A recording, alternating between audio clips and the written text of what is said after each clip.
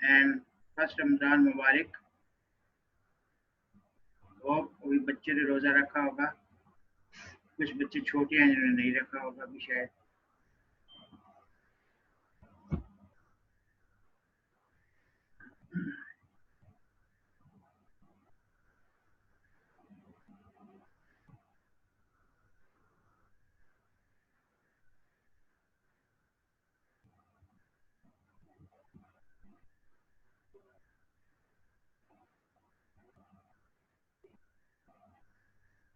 जी अभी बच्चों के 2 मैसेज आ गए कि हमें 2 चीज़ें कंसिडरेशन में समय नहीं आई, वो समझा दें। इसमें था कि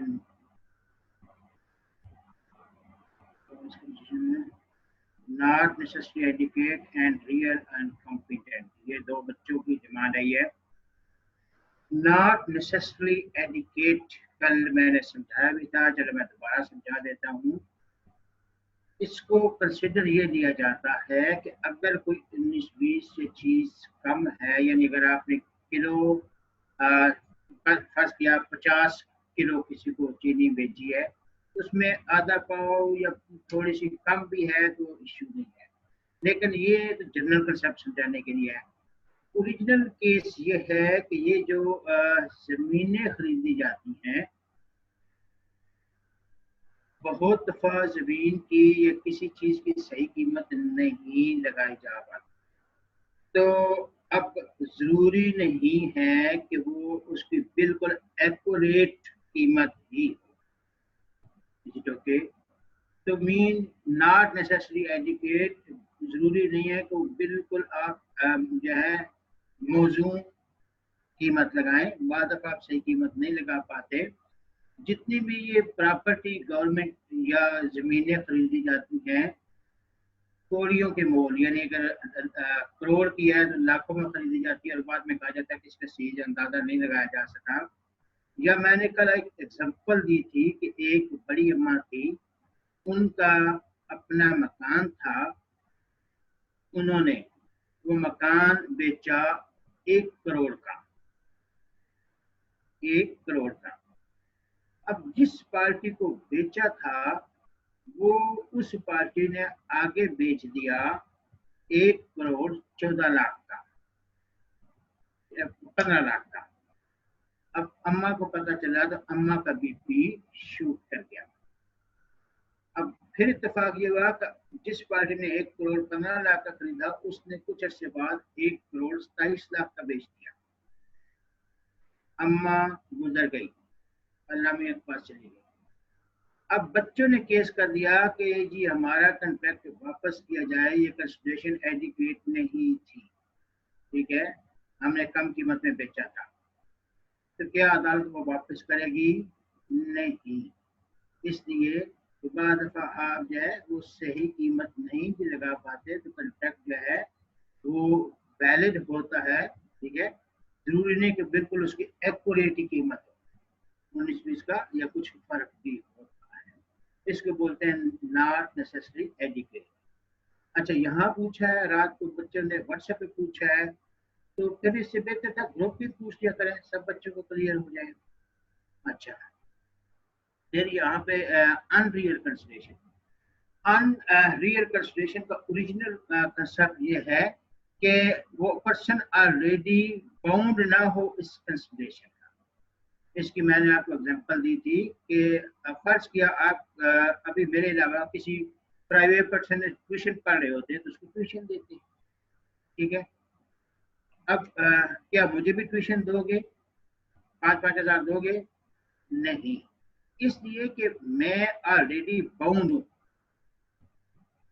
आईसीएमए की तरफ से आपको पढ़ाने का, ये कंसेप्ट क्लियर करने का। यानी अनरियल कंसिडरेशन का मतलब है consideration is unreal if it consists of promise to perform a duty which a person is already responsible to perform under a law। इसी तरह पुलिस अफसर को कहीं जब आप लेके जाते हो, ठीक है, तो कहता है मुझे इतने पैसे दो, तो उसको नहीं दोगे, इसलिए कि उसकी ड्यूटी है आपकी मदद करना, आपके साथ जो है जो भी मसला है उसको हल करना। इसी तरह अगर सरकारी आप खुदा न खास्ता कोई आपके साथ इश्यू हो जाता है, किसी ने आपको मारा है या मर्डर हुआ है, तो आप जो सरकारी वकील होगा, प्रोसिक्यूशन जब होगी तो आप सरकारी वकील को पैसे नहीं देंगे। प्राइवेट अलग से करते हो तो उसको तो देंगे, लेकिन सरकारी वकील को नहीं देंगे, इसलिए कि वो ऑलरेडी ये बाउंड है इस ड्यूटी को परफॉर्म करने का। इसी तरह आप ये समझ लें कि खुदा न खास्ता आपके घर आपके पड़ोसी के घर आग लग गई है, तो फायर ब्रिगेड वाले आए हैं, तो उन्होंने आग बुझाई है पड़ोसी की, तो पड़ोसी आपका पैसे नहीं देगा, इसलिए कि वो फायर ब्रिगेड वाले गवर्नमेंट के अंडर काम कर रहे हैं और उनकी ड्यूटी है वो काम करना। यानी consideration must be something which the promisor is not already bound to do. ठीक?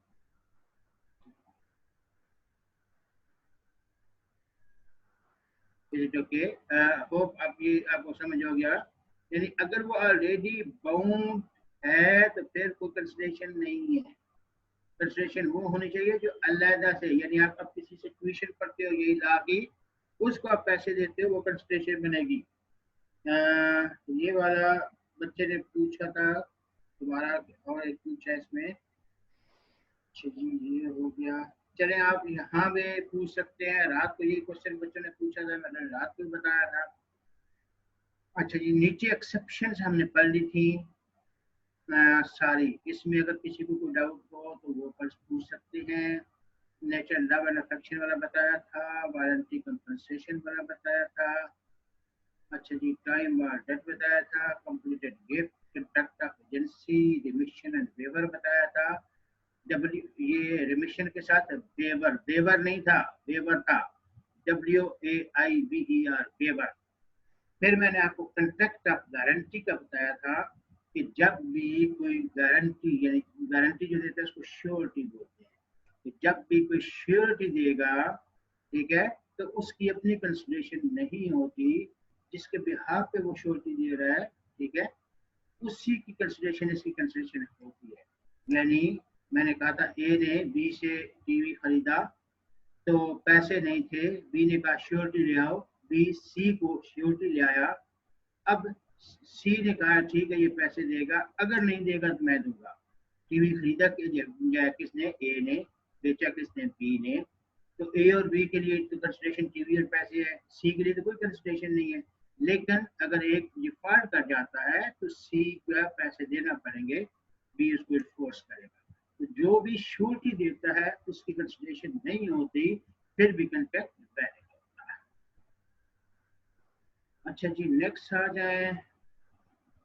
प्राइवेटी ऑफ कॉन्ट्रैक्ट हमने पढ़ा था। इसमें privity of contract, stranger to contract का मतलब यह था कि जो पार्टी कॉन्ट्रैक्ट में शामिल ना हो वो आपको स्यू नहीं कर सकती और आप उसको स्यू नहीं कर सकते, ठीक है। Privity of contract, stranger to contract mean the relationship subsists between the contracting party in such a way that third party cannot sue to the contracting party and contracting party cannot sue to the third party as being stranger to the contract. लेकिन इसमें फिर कुछ exceptions थी कि किन 5 condition में जो है पार्टी कॉन्ट्रैक्ट में शामिल नहीं हो तो भी जो है वो स्यू कर सकती है। इसमें मैंने ट्रस्टी या बेनिफिशियरी बताया था, ठीक है। हबीबा बच्ची की एग्जांपल दी थी कल। फिर जो है एग्रीमेंट रिलेटेड इमूवेबल प्रॉपर्टी, अगर आप प्रॉपर्टी बेच देते हैं, लोन रहता है बैंक का, तो वहाँ वो लिख के दे देता है जिसने देने हैं, या नहीं भी देता। कोई टैक्स वगैरह रहते हो तो वो बगैर टैक्स के भी अलग कॉन्ट्रैक्ट, जिसने बेचा था, 2 पार्टी, इसने ए ने बी को बेचा है, लेकिन लोन रहता है तो वो हाउस बिल्डिंग वाले शुरू कर सकते हैं। या मैंने आपको 2 अच्छा इसी तरह मैंने आपको कहा था कि ये एक्नॉलेजमेंट, बेसिकली इसकी हेडिंग जो होती है वो एक्नॉलेजमेंट कंसिडर होती है। मैंने कहा था कि दुबई वाली एग्जांपल दी थी, किसी के भाई की, ठीक है। तो जब आप किसी को लिख के दे देते हैं, कॉन्ट्रैक्ट बेशक आपका उसके भाई के साथ हुआ, लेकिन उसको लिख के दे दिया जो है कि आपके भाई को मैंने पैसे देने हैं और वो आपको दे दिया। आपने कहा, आपके भाई ने कहा था मेरी बहन को पैसे दे देना और बहन को आपने लिख के दे दिया। फिर फैमिली सेटलमेंट, ये 2 भाइयों की मैंने आपको एग्जांपल दी थी, अब नॉर्मली मामू चाचू ने भी एग्जांपल दी थी। एजेंसी जब किसी को हायर करते हैं, ठीक है, उस वक्त पेमेंट नहीं दी जाती, कॉन्ट्रैक्ट हो जाता है, ठीक है। अच्छा, या सॉरी, एजेंट आप किसी को भेजते हो किसी को टीवी भेजने के लिए, आप उस वक्त मौजूद नहीं होते, एजेंट कंटेक्ट किया जाता है, लेकिन कोई भी मसला होता है तो आपको स्यू कर सकता है, आप उस पार्टी को स्यू कर सकते हो। क्यों? कि ये प्रिंसिपल का राइट होता है। बेशक वो एजेंट जब कंटेक्ट कर रहा था प्रिंसिपल मौजूद नहीं था, इवन देन ये वैलिड होता है, तो प्रिंसिपल को स्यू कर भी सकता है। क्या स्टूडेंट क्या करेंगी? चलिए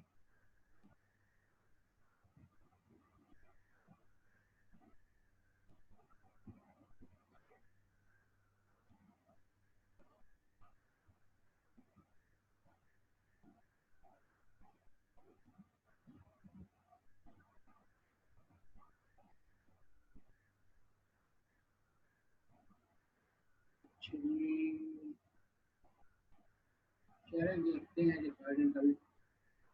अच्छा जी, अब आ जाए जी, हमने ये असाइनमेंट पढ़ा था, ये असाइनमेंट बाय लॉ होता है। इसमें मैंने आपको कल एग्जांपल दी थी, फर्क कर लें। आबिद हैं, आबिद ने अभी ये असाइनमेंट बाय लॉ होगा, याद रखिएगा। आबिद ने जो है कोई सर्विस ज्वाइन की या इंश्योरेंस करवाई, ठीक।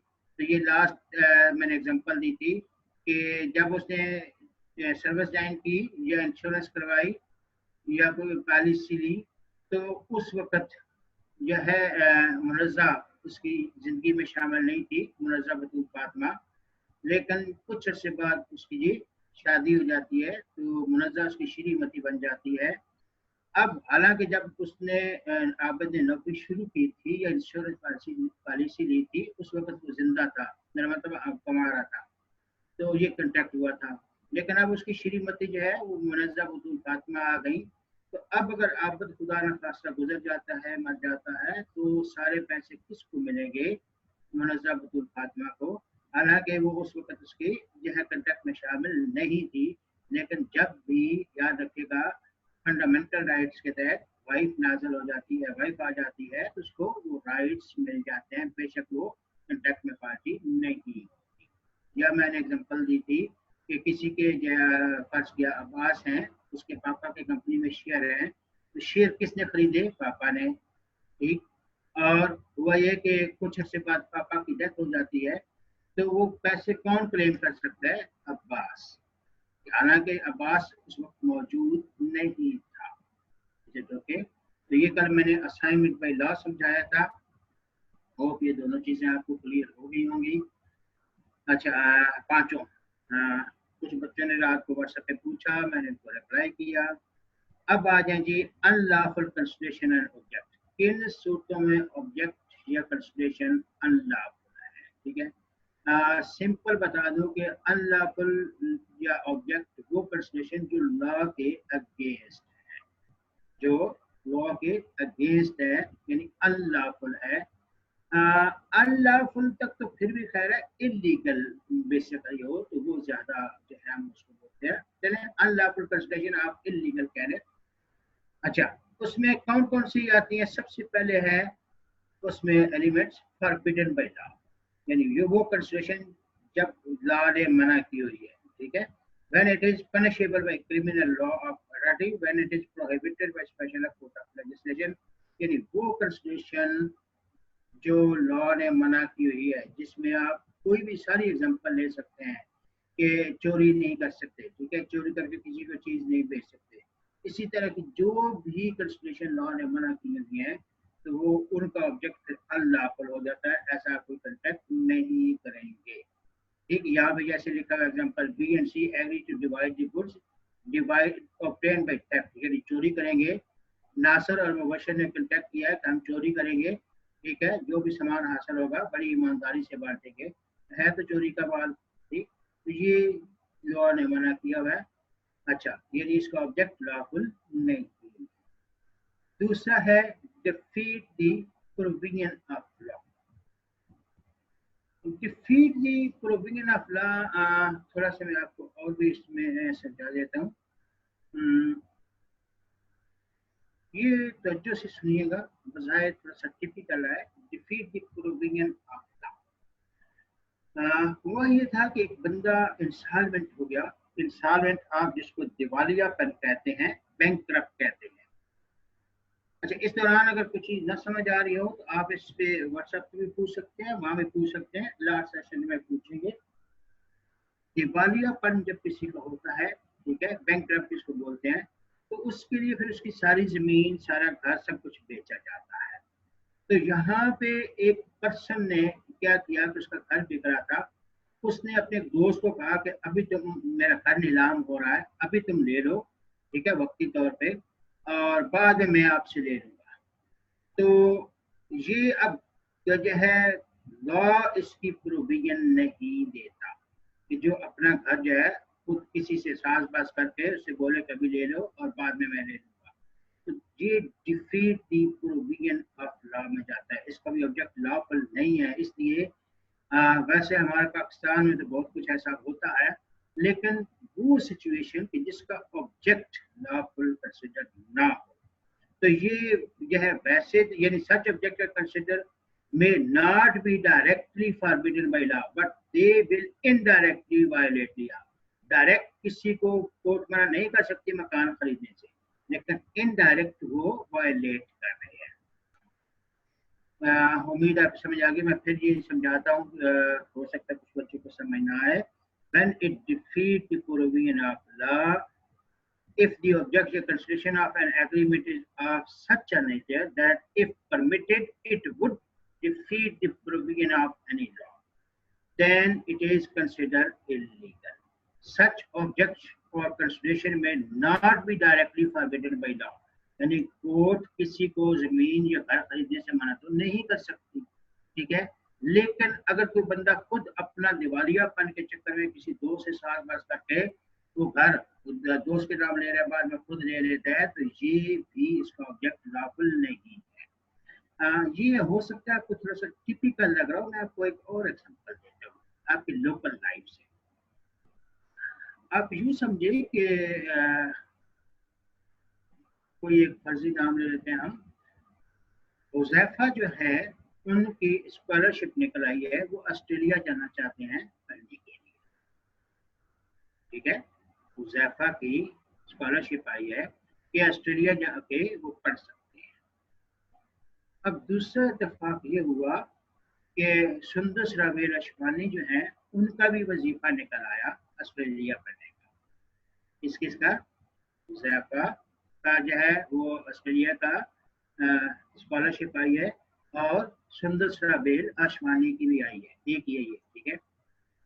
अब दोनों वहाँ, दोनों को नहीं पता, दोनों वहाँ पढ़ने चले गए अपनी अपनी जगह, लेकिन हुआ ये कि जिस जगह जो है दोनों के पास इतनी गुंजाइश नहीं थी कि वो अपना अलग अलग रूम या फ्लैट लेकर रह सके। मैं उम्मीद है आपको ये समझ आ रही होगी कि दोनों का स्कॉलरशिप आई, दोनों वहाँ पढ़ने चले गए। अब हुआ ये इत्तेफाक कि दोनों के पास इतना पैसा नहीं है कि अलग फ्लैट लेकर रह सके। अब दोनों ने एग्रीमेंट किया है कि हमने 1 साल यहाँ पढ़ना है, तो 1 साल के लिए हम बहन भाई तो बन के रह नहीं सकते, तो शादी कर लेते हैं, ठीक है, 1 साल के लिए।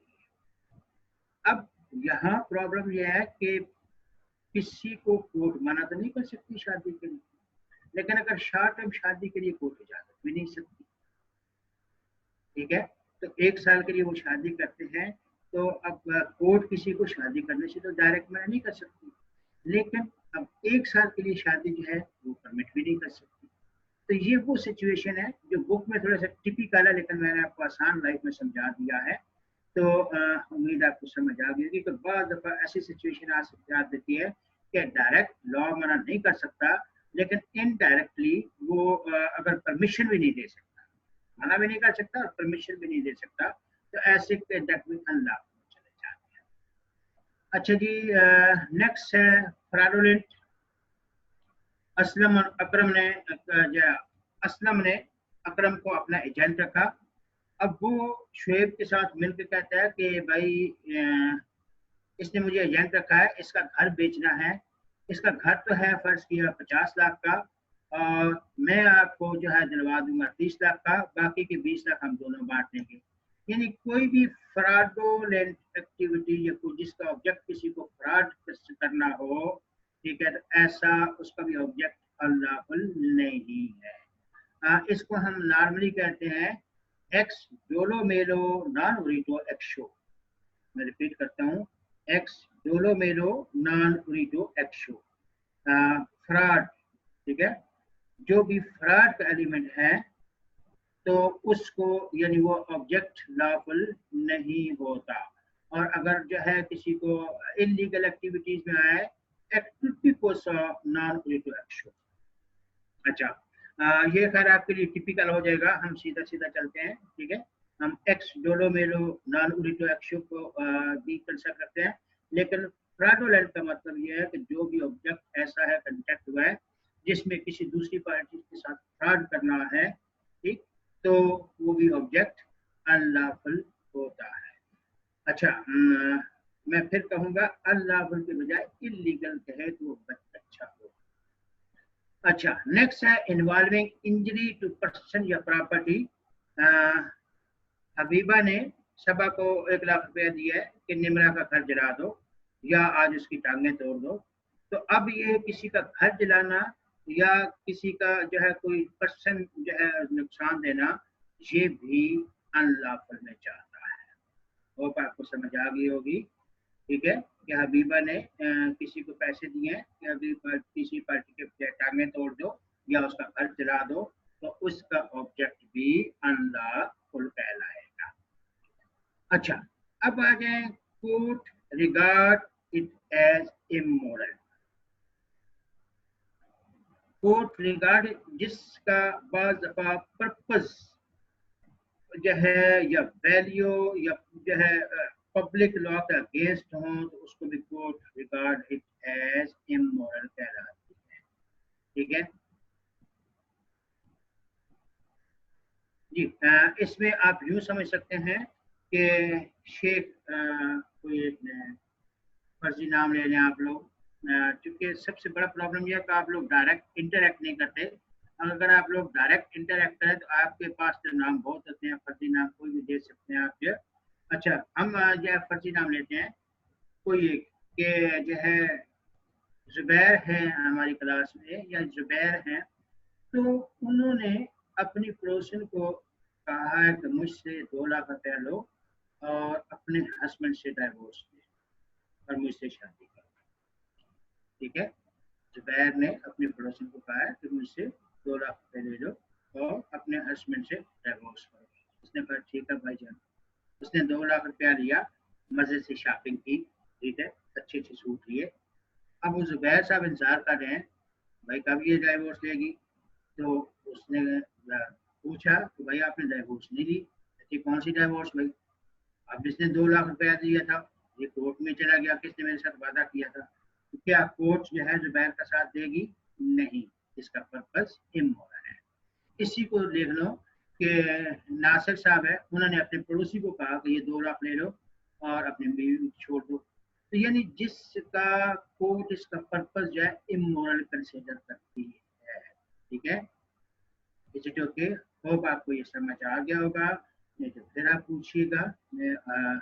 ये तो सिंपल सा है कि जब भी किसी को आप पैसे देते हो तो भाई उससे डाइवोर्स ले लो या डाइवोर्स दे दो, ठीक है। तो वो डाइवोर्स पैसे ले लेता है, डाइवोर्स नहीं देता, या वो लड़की डाइवोर्स नहीं लेती, तो चूंकि कोर्ट उसको इन्फोर्स नहीं कर सकती, इसलिए कि ये पर्पस अल्लाह। अच्छा, इसी में फिर ये है when court consider it against public policy. जब कोर्ट इसको पब्लिक पॉलिसी के अगेंस्ट कंसिडर करें, और पब्लिक पॉलिसी के अगेंस्ट कंसिडर तब होता है an agreement which leads to corruption, injustice, and immorality is considered to be against the public policy. Public policy के अगेंस्ट में कौन कौन से आ रहे हैं? The following agreements are held to be against public policy. बेटा आपका शुक्रिया स्कूल से सुन रहे हैं, लेकिन अगर कोई हमसे क्वेश्चन हो तो आप पूछे लास्ट में। जब तक आप क्वेश्चन नहीं पूछेंगे तो आपका कंसेप्ट क्लियर नहीं होंगे, क्योंकि अब मैं आहिस्ता आहिस्ता कुछ एमसीक्यूज भी देना शुरू करूंगा। तो जब तक क्वेश्चन आपके कंसेप्ट क्लियर ना हो तो क्वेश्चन को समझना जो है इतना आसान नहीं होगा। आप सुने, गौर से सुने, अच्छी बात है, अच्छी, ठीक है, समझें।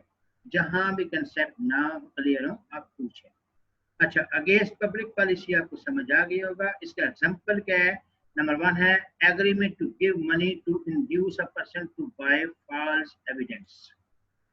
याद रखिएगा, अल्लाह ने करे आप कभी कोर्ट में जाए तो वहां पे झूठी गवाही देने वाले अदालत के चारों कोनों के आगे पीछे बैठे हो, okay.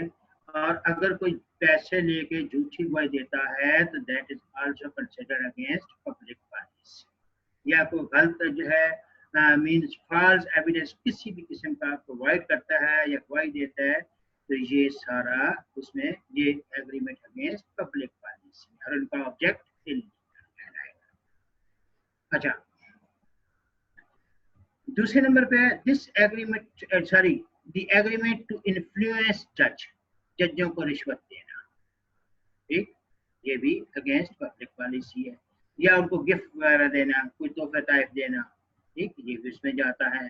Agreement with alien enemy, वो एनिमी जिनके साथ आप यानी अगर इंडिया के साथ जंग शुरू हो गई है, अभी जंग नहीं है, अभी आप कंटेक्ट कर सकते हो, लेकिन अगर उनके साथ जंग शुरू हो गई तो अब वो आपके एलियन एनिमी है, और एलियन एनिमी के साथ कोई भी कंटेक्ट करना वो अगेंस्ट पब्लिक पॉलिसी।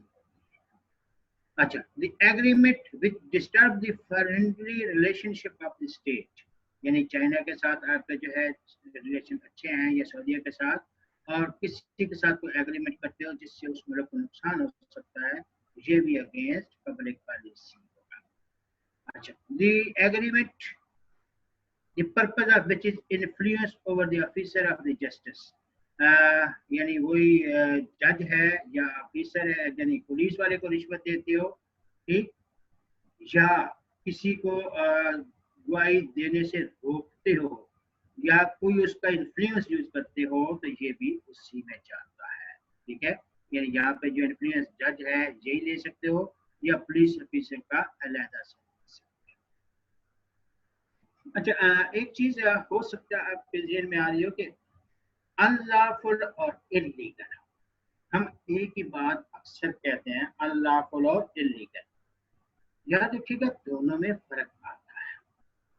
अनलॉफुल और इल्लीगल एक बात भी कहलाती है, लेकिन आप चूंकि सीएमए के स्टूडेंट हैं, नॉर्मल बंदा तो उसको एक ही कह देता ठीक है, लेकिन याद रखिएगा थोड़ा सा फर्क आता है। फर्क क्या आता है, पहले तो मैं समझाता हूँ आपको कि लॉफुल और अनलॉफुल और इल्लीगल में कैसे हम फर्क करेंगे। अनलॉफुल में कॉग्निजेबल इफेक्ट नहीं होता, इल्लीगल में कॉग्निजेबल इफेक्ट होता है, यानी उसको पकड़ के सजा दी जा सकती है।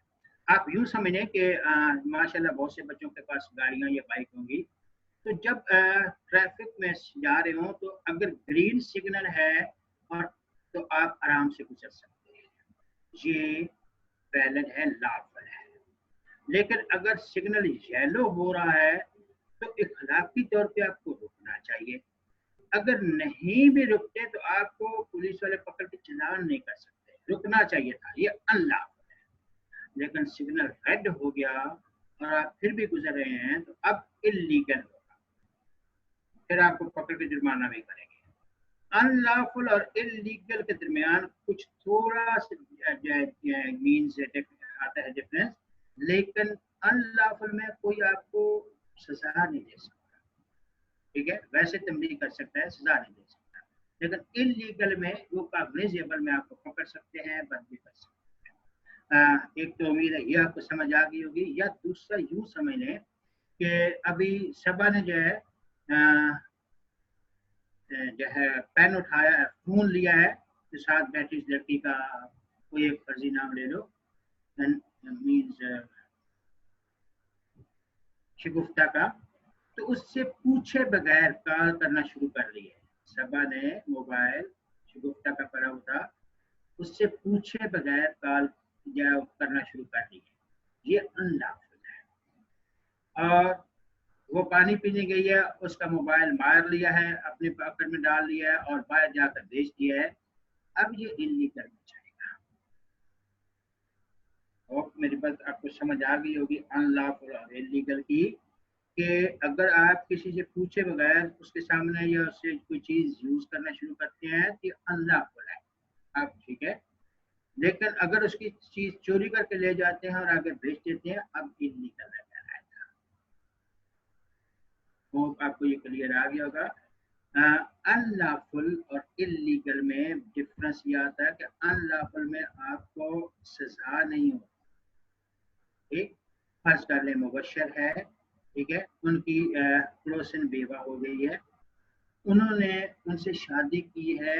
जब कोई बेवा हो जाए तो इद्दत होती है 4 महीने 10 दिन। अब मुबशर ने 4 महीने के बाद शादी कर ली, यानी 10 दिन पहले शादी कर ली। अब ये इलीगल नहीं है, अनलॉफुल है, उनको कोई हर्जाना कोई ऐसा चीज है तो देना पड़ेगी। लेकिन मुबशर के साथ जो है, फर्ज कर लें वो नासिर हैं, उन्होंने उनके जो है पड़ोसन का मियाँ बाहर किया हुआ है और उससे शादी कर ली है, तो एट ए टाइम एक औरत के 2 मियाँ तो नहीं हो सकते। ठीक है, वो इलीगल है। मेरा ख्याल अभी आपको एग्जाम्पल अच्छी तरह समझ आ गई होगी कि इद्दत में कुछ दिन रहते थे, पहले शादी कर ली है, ये अनलॉफुल में जाएगा। उसका पहला मियाँ मौजूद है, फिर निकाह कर लिया, अब ये इलीगल में जाएगा। ठीक, तो इसी तरह मोबाइल की एग्जांपल दी है कि अगर आप जिसके सामने यूज कर लेते हैं बगैर पूछे, ठीक, तो अनलॉफुल है। लेकिन चोरी कर लिया, आगे बेच दिया, अब इलीगल है।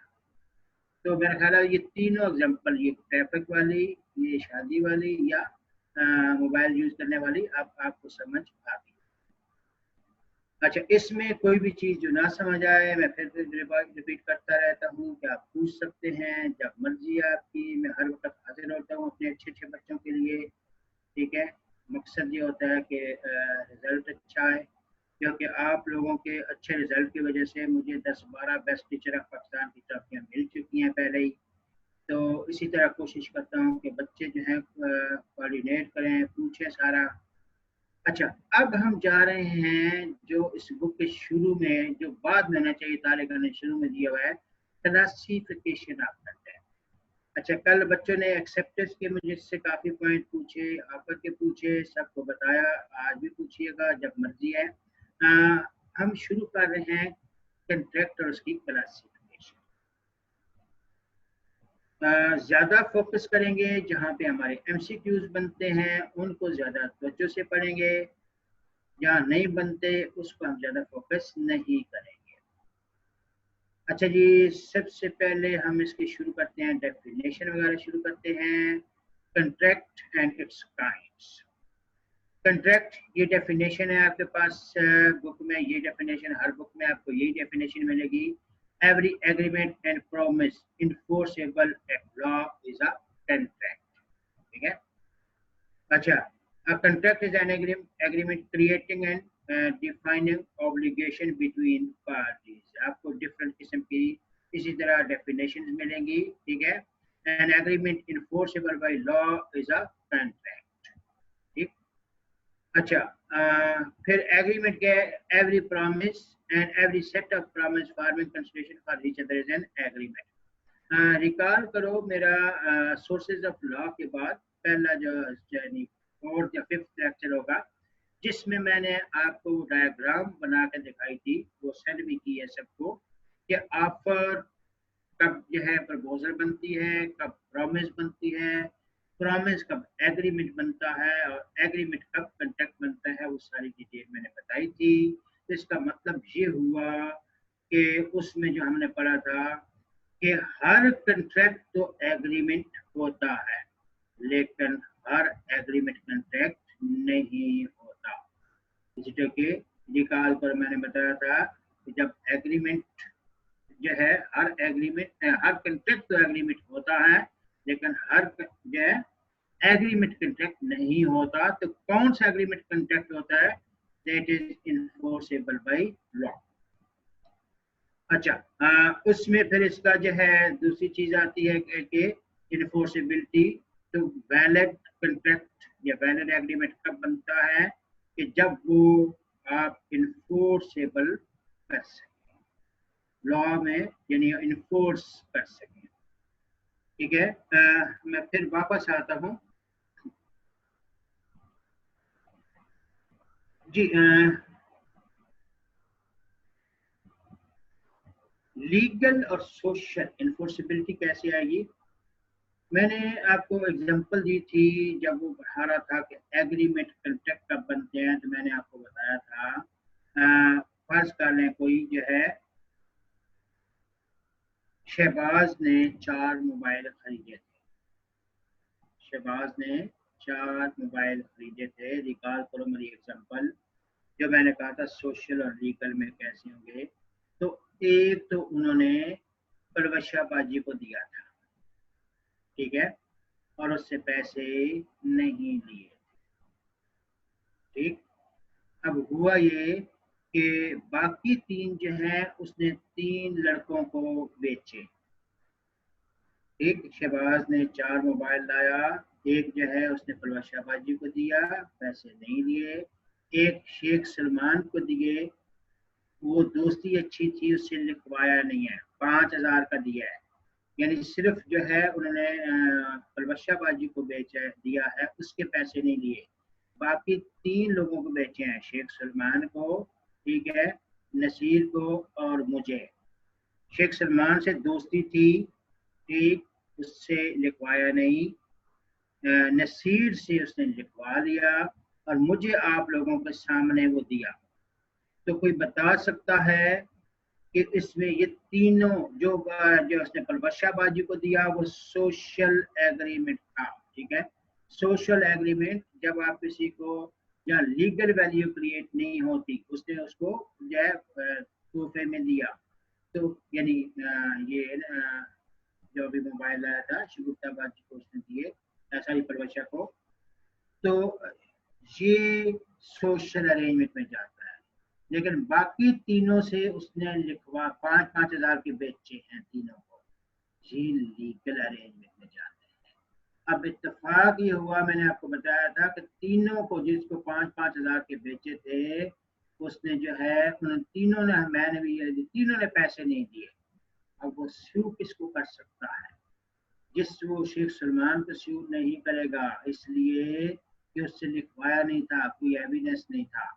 नसीर से लिखवा लिया था, मुझे आप सबके सामने दिया, हम दोनों के अगेंस्ट वो स्यू कर सकता है, इसलिए कि उसके पास एविडेंस है, या लिखा हुआ है या आप लोग विटनेस है, ठीक। तो कहने का मकसद ये है कि जो सो इन्फोर्सिबिलिटी हो, ठीक, सोशल अरेंजमेंट में किसी को संडे को या अभी बहुत से लोग अफ्तारी पे बुलाएंगे एक दूसरे को, तो अगर कोई नहीं आता तो कोई किसी नहीं कर सकता, क्योंकि ये सोशल अरेंजमेंट है, ठीक है, ये सोशल अरेंजमेंट है। इसी तरह अगर किसी लड़के की शादी होती है, किसी को बुलाता है, या अभी रमजान में अफ्तारी पे, तो ये सारे सोशल अरेंजमेंट है। ये शिव ने अगर कोई नहीं आता या कोई जो भी करता है वही कोई मसला होता है, तो ये शिव नहीं करेंगे अंटिल अनलेस कोई लड़ाई ना हो जाए।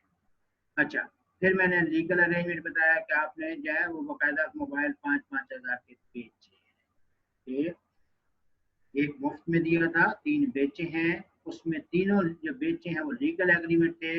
अब वो कंट्रैक्ट उसमें कौन से जाएंगे? जो इन्फोर्सेबल पहला। अब है essential of valid contract. Essential of valid contract क्या होते हैं?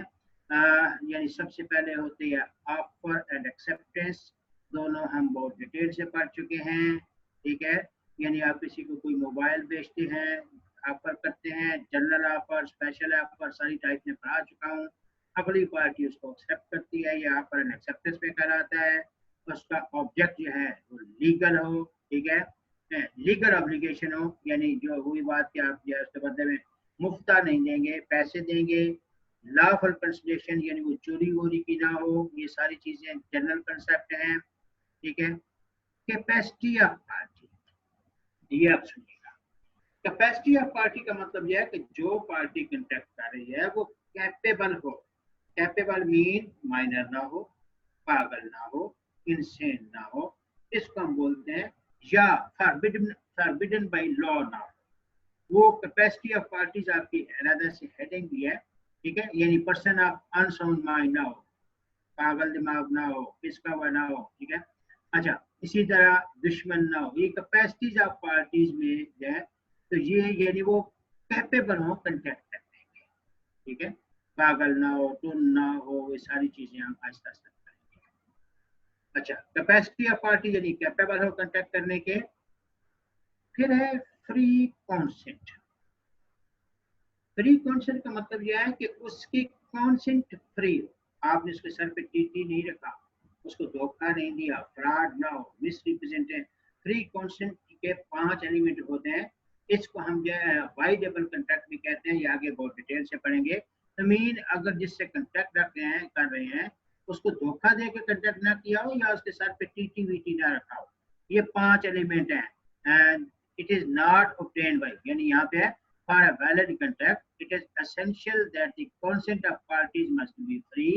Consent is free when it is not obtained by coercion, comma, undue influence, comma, fraud, misrepresentation and mistake. याद रखेंगे ये 5 एलिमेंट्स होते हैं। जो कोई भी किसी कंट्रैक्ट में शामिल हो जाए तो कंट्रैक्ट वैलिड नहीं रहता, ठीक है, इसको वाइडेबल ऑप्शन कहते हैं। अच्छा, बच्चों ने अभी से क्वेश्चन फिर पूछे, मैं देखूं कोई काम का क्वेश्चन है तो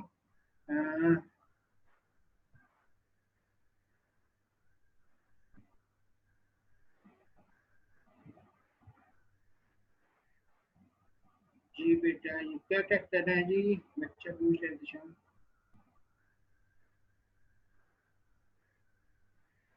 ओके जी, अब आ जाए इसमें, यानी कॉन्सेंट फ्री हो, मैंने कहा था कि झूठ फ्रॉड मिस्टेक ये हम बहुत डिटेल से आगे पढ़ेंगे। किसी के सर पे टीटी रखा है या फ्रॉड किया है तो वो वैलिड कंट्रैक्ट नहीं होता। जो फ्रॉड वाला सर पकड़ना पड़ता है या जो क्वेश्चन वाला समझा जो है टीटी रखा है तो वो सबूत देना पड़ता है। मान लीजिए बहुत डिटेल का चैप्टर है, पूरा एक लेक्चर की कहानी है, स्कूल से पढ़ेंगे। तो लॉफुल ऑब्जेक्ट यानी ऑब्जेक्ट जो है वो लॉफुल हो, ओके, ऑब्जेक्ट लॉफुल हो, ये नहीं आप कहें ये 2 लाख रुपए ने और 2 बच्चे अगवा करके ले आए तो ये इसका ऑब्जेक्ट लॉफुल नहीं है, ओके।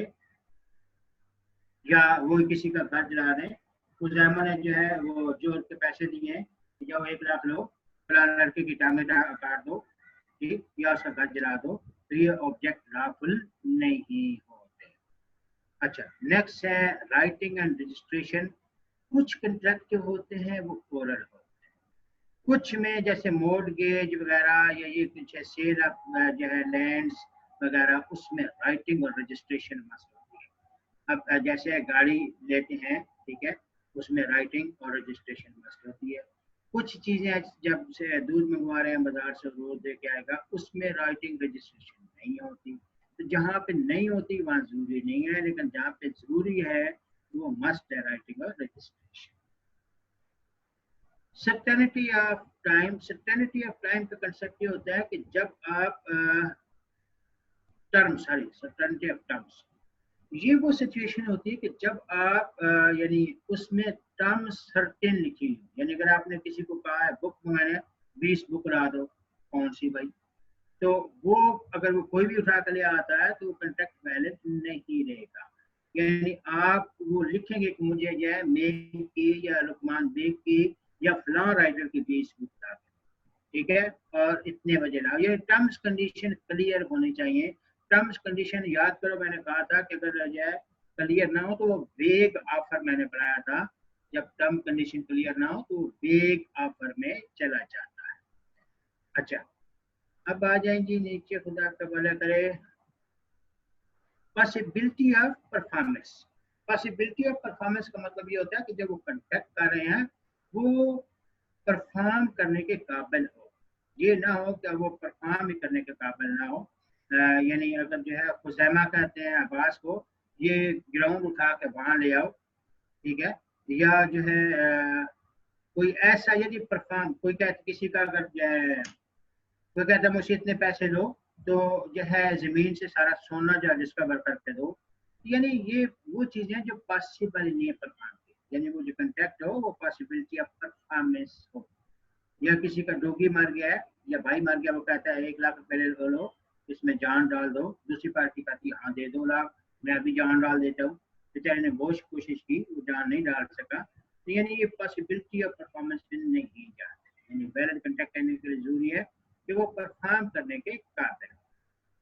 फिर नॉट एक्सप्रेसली डिक्लेयर्ड बाय, कि कानून की तरफ से वो वाइड डिक्लेयर ना।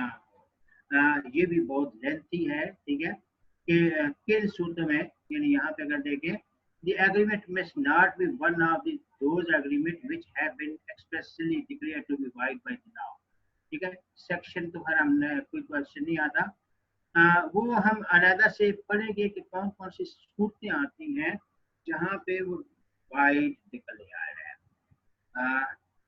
वो पूरा चैप्टर है। वैसे बस ये यानी फिलहाल इतनी समझ है तो कोई ऐसा एग्रीमेंट जो लॉ ने मना किया हो, ठीक है, तो वो अगर लॉ ने मना किया हुआ है तो वो फिर वैलिड नहीं होता, यानी ऐसा एग्रीमेंट हो that not expressly declared by. अच्छा, जिसमें वेजिंग एग्रीमेंट आता है, यानी आप शर्त लगाते हो कि a promise to pay RS 2000 to be if Pakistan win the world cup final, ठीक है, the agreement is wide being a waging agreement. इसी तरह कुछ सट्टा लगाते हो, जो है बेट करते हो, सट्टा लगाते हो, तो ये भी गवर्नमेंट ने वाइड डिक्लेयर किए हुए हैं। कुछ कंट्री ने जो है वैलिड, जो है न्यूजीलैंड वगैरह में है, लेकिन हमारे यहाँ सट्टा बेट शर्त लगाना जो है वो वाइड है, मतलब कोई भी ऐसा एग्रीमेंट होगा वो वाइड होगा, ठीक है। तो उम्मीद है ये, अब हम इससे पहले कि नई चीजें शुरू करें, आप अब इतना टाइम नहीं है क्योंकि क्वेश्चन आंसर में जाना होगा। मैं इसमें क्वेश्चन आंसर लेता हूँ आप लोगों के, आप दिल खोल कर क्वेश्चन करें। मैं वैसे अब सारी जो है चीजें कोशिश करता हूँ आपको क्लियर हूँ। अभी हमारे पास जो है टाइम है 2 मिनट। जी, आपके क्वेश्चन लेता हूँ, नहीं तो फिर वापस आता हूँ उसमें चीज़ों का। पहले ये देखे जी, हमने आज ये पढ़ा, इसमें कुछ चीज़ यानी कंट्रैक्ट काइंड्स, कंट्रैक्ट की डेफिनेशन हमने पढ़ी। अच्छा, एग्रीमेंट्स की डेफिनेशन हमने पढ़ी। अच्छा, एग्रीमेंट के बारे में मैंने आपको बताया, इन्फोर्सिबिलिटी का, सोशल अरेंजमेंट का, लीगल अरेंजमेंट का। अच्छा, फिर एसेंशियल इसके हमने पढ़े कि ऑफर हो, एक्सेप्टेंस हो, ठीक है। ऑब्लिगेशन लीगल का हमने पढ़ा, लॉफुल कंसिडरेशन का मैंने बताया। Capacity of parties, capacity of parties mean तो वो कैपेबल हो कंटेक्ट करने का, जेल में ना हो या पागल ना हो, ठीक है, या जो है यानी कोई ऐसा एलिमेंट जिससे उसकी कैपेबल ना हो। अच्छा जी, फिर फ्री कॉन्सेंट मैंने कहा था कि फ्री कॉन्सेंट में 5 एलिमेंट होते हैं, उनकी कॉन्सेंट फ्री हो, कॉन्सेंट फ्री ना हो तो कॉन्ट्रैक्ट वैलिड नहीं होता। ऑब्जेक्ट लॉफुल हो, ठीक है, जाहिर है किसी को बोलते हैं कि ये बच्चे अगवा कर ले आओ, ये चर्च बेच आओ, तो ये लॉफुल ऑब्जेक्ट नहीं होता।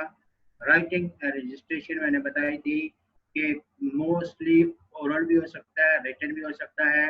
कुछ कॉन्ट्रैक्ट ओरल में चलते हैं, लेकिन जब आप जमीन या गाड़ी ये चीज़ें खरीदते हैं तो रिटन और रजिस्ट्रेशन मस्ट होती है, ठीक है, वो होनी चाहिए। सर्टेनिटी ऑफ टर्म्स बताया था कि अगर आप जो है बाकायदा टर्म्स कंडीशन सारी लिखी हो, नहीं तो अगर नहीं तो फिर अनसर्टेन हो जाता है।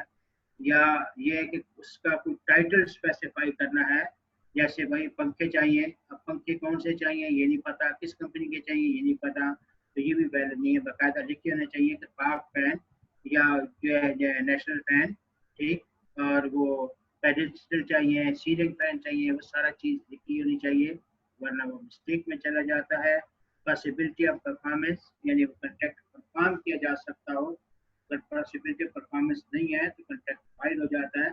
एग्जांपल दी थी, कोई कहता है कि 1 लाख रुपए दो, नीचे से सोना डिस्कवर करके दो जमीन से, अच्छा, या जो है डोगी डेड हो गया इसमें जान डाल दो, तो ऐसा मुमकिन नहीं है, ये जो है पॉसिबल नहीं है परफॉर्म करना। अच्छा, लास्ट इसका बताया था नॉट एक्सप्रेसली डिक्लेयर वाइड, कुछ कंट्रैक्ट हैं वो लिस्ट है हम पढ़ेंगे कि जिनको परफॉर्म जो है वो टोटल वाइड कराया जाता है, जिसमें वेजरिंग एग्रीमेंट है, किसी को पेट से रोकना, किसी को शादी करने से रोकना, ये सारे एग्रीमेंट डिक्लेयर्ड वाइड हैं। तो हम इनको इंशाल्लाह नेक्स्ट क्लास में पढ़ेंगे। फिलहाल मैं आपके क्वेश्चन आंसर लेता हूँ। अच्छा जी, रमजान मुबारक, ठीक है, गुड मॉर्निंग, ठीक है, बच्चों ने क्या पूछा है जी, बच्चों ने पूछे हैं क्वेश्चन यहाँ भी।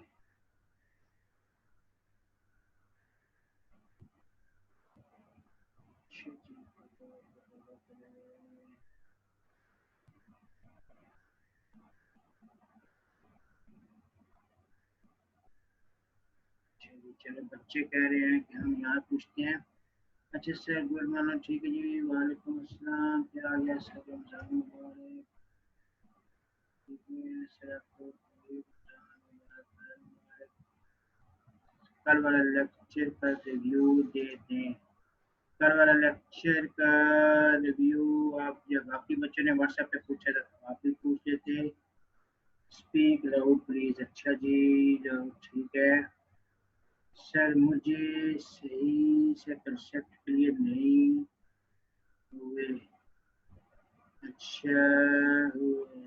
अभी जो पढ़ाया आपने please one time more repeat. बेटा ये एक तो मुझे आपका एनोमस पता नहीं ये कौन है, ये मुझे पता नहीं है नाम क्या है आपका। लास्ट टाइम एक दफ़ा मैं आपने आपके रिमार्क्स पढ़े थे, समझ नहीं आया। तो बेटा जो चीज़ समझ नहीं आई तो आपने कभी पूछने की कोशिश की है मुझसे? मैं तो हमेशा सब बच्चों को जितने हैं देखे हैं और मैंने उनके रिप्लाई किए हैं। आपने कभी कभी पूछने की कोशिश की है? अच्छा, नेक्स्ट आ जाए जी। अच्छा, खुदा का भला करे।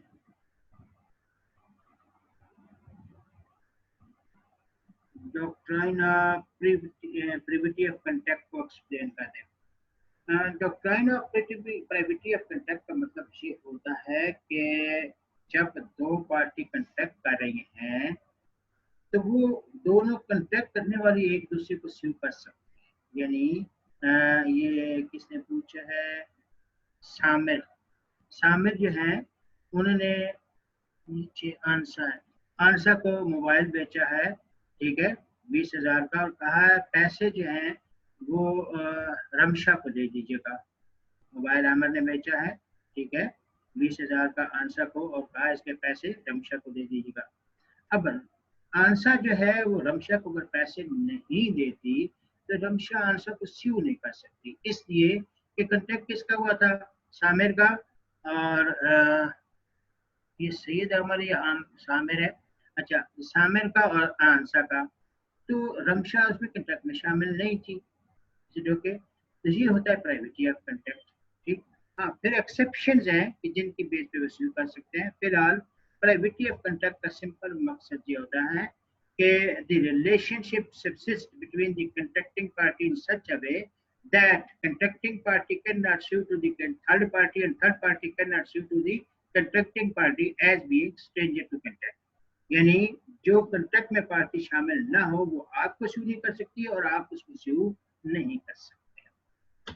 अच्छा जी, फैमिली सेटलमेंट वाला पॉइंट समझाने हैं। फैमिली सेटलमेंट का मैंने बताया था कि हमारे जिस मुआशरे में रहते हैं होता ये है, फर्ज किया खुजैमा की जो है श्रीमती रूठ के मेके चली गई तो मोस्टली वो खुद नहीं मनाने जाएगा, उसके मामू चाचू जाते हैं।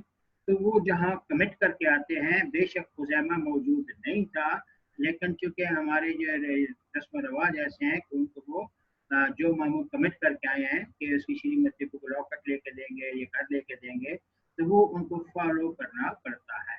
या इसी तरह फिर मैंने कहा था कि दो भाइयों ने अपनी प्रॉपर्टी या अलग-अलग कर ली और दोनों भाइयों ने जो है वो कहा, डिसाइड किया कि हम अपनी प्रॉपर्टी में से, इनकम में से 5-5 हज़ार अपनी मामा को देंगे। अब दोनों भाइयों ने ये प्रॉपर्टी अलग की तो ये आपस में मशवरा किया और मामा शामिल नहीं थी। लेकिन चूंकि एग्रीमेंट था दोनों भाइयों का, कोई एक भाई भी मामा को पैसे नहीं देता, ठीक, तो मामा उस भाई को शुरू कर सकती है, हालांकि मामा उस प्रॉपर्टी की डिवीजन में शामिल नहीं। अच्छा, फिर ये थे इनमें in case of immoral activities code apply penalty to them. देखिए होता यह है कि अगर इमोरल जो है सिर्फ तंबीह करने तक हो तो फिर तो पेनल्टी नहीं करती, लेकिन अगर जो है कॉग्निजेबल इफेक्ट मैंने कहा था अनलॉफुल की शेप में जो है वो जुर्माना नहीं करती, पेनल्टी नहीं करती, लेकिन इलीगल में करती है। अच्छा, खुदा का भला करे सर, अगर अरूबा क्लास ले रही है तो उससे बोले सारी मान जाओ। ठीक है, बात है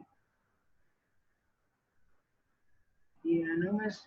बेटा पता नहीं आप मेंटली, जैसे आप नाम भी आपने अपना नहीं रखा हुआ। अरूबा आपकी बहन है, आप खुद बात कर सकते हैं अपनी बाजी से। अच्छा sir please send the notes in the Multan campus. अच्छा सर, ये लोग लेक्चर में चैट करके कंफ्यूज कर रहे हैं मैं तो शुक्रवार। अच्छा ठीक है। अच्छा बेटा, जो भी कोई सी आ रहा है वो ये एनिमस एक बच्चा है, बेचारा पता नहीं मेंटली उसको प्रॉब्लम है या क्या है। इसको टेस्ट करें, इससे पूछे इसको प्रॉब्लम बेचारे को क्या है, क्योंकि मुझे नहीं पता ये लड़का है लड़की है, ही मेल है शी मेल है फीमेल है क्या है। इससे थोड़ा सा कोई एडमिन जो है वो पता करके बताओ इस बेचारे को क्या प्रॉब्लम है, ताकि इसका हर लेक्चर में इसका कोई ना कोई जो है वो प्रॉब्लम नजर आ रहा होता है। अच्छा जी, सर ये लोग कंफ्यूज में sir kindly to management to remove chat option we can understand you. अच्छा जी ठीक है सर। फ्री कॉन्सेंट बताइएगा। फ्री कॉन्सेंट का मतलब यह है कि आप पे कोई दबाव नहीं है, किसी ने टीटी नहीं रखा हुआ, कोई मिस्टेक या फ्रॉड नहीं है, इसको हम फ्री कॉन्सेंट कहते हैं। ये पूरी डिटेल से पढ़ेंगे। अच्छा, माइनर से कांटेक्ट हो सकता है, नॉर्मली हम कहते हैं नहीं होता, तीन चार कंडीशन में हो सकता है, वो अभी डिटेल से पढ़ेंगे। अभी इनिशियली छोटी छोटी बातें लेके चले, बहुत डिटेल से हमने पढ़ना है बेटा।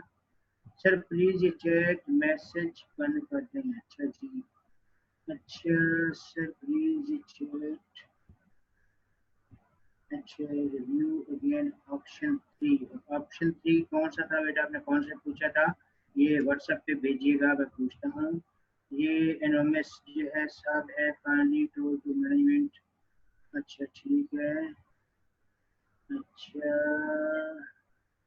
नॉट एक्सप्रेसली डिक्लेयर्ड वाइट, दोबारा समझ आ रहे हैं। होता यह है कि कुछ एग्रीमेंट जो है वो गवर्नमेंट ने डिक्लेयर एक्सप्रेसली वाइट डिक्लेयर किए हुए होते हैं, जिसमें सबसे बेस्ट एग्जांपल मैंने कहा है कि सट्टे की है, बैटिंग की है। ठीक इसी तरह किसी को जो है गुडविल खरीदे बगैर उसका बिजनेस लेना, या ये पूरा एक चैप्टर है बेटा, ये जस्ट एक एग्जांपल से मैंने पूरा एक चैप्टर है, तो उसमें जाएंगे। यानी जो डिक्लेयर वाइड है कि जैसे कोई भी एग्रीमेंट है वो वाइड होंगे, तो जिसमें मैंने कहा सट्टे की है, बेट है, शर्त वगैरह, या इसी किस्म के और माइनर से यानी नहीं कर सकते कंटेक्ट। ठीक है, तो ये पूरा एक चैप्टर है, जैसे हल्का सा कंसेप्ट दिया था। अच्छा, कुछ कहते हैं चैप्टर डिस्कशन बंद करवा दें, कुछ कहते हैं चले चलें ये भी आ जाए सर प्लीज। लिमिशन है इसमें। सर प्लीज चैट के ऑप्शन को खत्म करवा दें मैनेजमेंट। अच्छा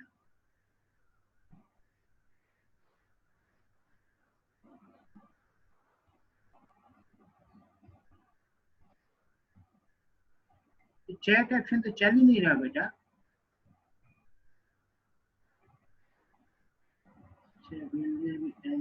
ऑनलाइन टेस्ट, यस, आगे चल के टेस्ट होंगे। अच्छा सर अस्सलाम वालेकुम सर। सर नेक्स्ट क्लास का टाइम हो गया सर। अच्छा चल ठीक है।